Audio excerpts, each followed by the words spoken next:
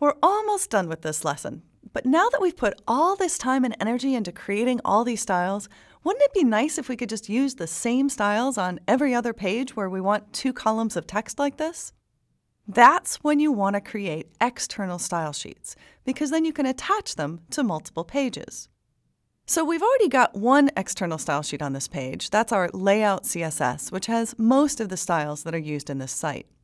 But I'm going to create a new style sheet now just for the styles that I used for the layout we just created, all of the elements that are used here in this middle part of the page.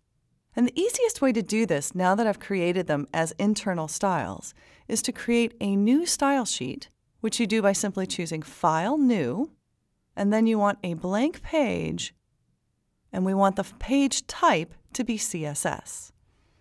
So we're just creating a new blank CSS document, and we're going to save that. And I suggest that you save that into the CSS folder. I like to keep all of my style sheets in one CSS folder for my site. If you prefer, you can keep style sheets within the subdirectory they correspond to or anywhere else, but I like to keep them all organized in one CSS folder. So humor me and save it in here for now. And let's call this Berry New, because these are the new styles I just created for my Berry page. By the way, the Berry Books style sheet is the one that's used on the full layout of the Berry Books page that we'll study in a moment. So now I have a new style sheet called Berry New CSS. It's a blank file except for this little bit of text at the top that identifies it as a CSS file. And if I go back to my Index Mine page, I notice that little asterisk. That tells me I haven't saved in a while, so let me go ahead and just Control S to save the page. And now what I want to do is attach the new style sheet I created. It's blank at the moment, but I want to attach it to this document so that it's associated with this file. And the way you can most easily do that is using this little icon that looks kind of like a piece of chain link to attach a style sheet. Now I browse to find that style sheet. I'm in my root folder. By the way, you can always use this Site Root button at the top to get back to the main level of your main website folder. So we're in the CSS folder, and we can select our new berry.css file, and we want to link it to this file.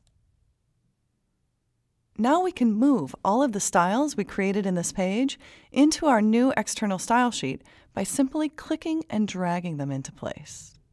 And you see how I'm just clicking and dragging these down, and you want to get them just below the name of the new style sheet. And you can actually move multiple styles at once by simply selecting a collection at once. You can do that by Control clicking or by Shift clicking. If you're on a Mac, you would use the Command key. Whatever you're used to using for selecting multiple elements. But once you've got them selected like that, I'm just using Click and then Shift click to select all of this and drag it down into the new .css file. So now that we've moved all of those styles into our Berry new .css file, if I click on the tab for it, you'll see Dreamweaver actually copied the style definitions into that blank file. So it's not blank anymore. It now has all of the styles that I had created at the top of my new page. If they're internal styles, they're saved in the same HTML document. If they're external styles, they're saved in a separate file with a .css extension. And now that we've saved them that way, I can save the page, save the style sheet. And by the way, you do have to save the style sheet separate from the document itself.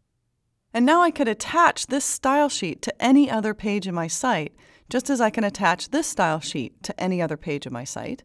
And I can have multiple style sheets attached to the same page. So you might have one style sheet that defines the basic elements of your site, like the banner and the navigation items.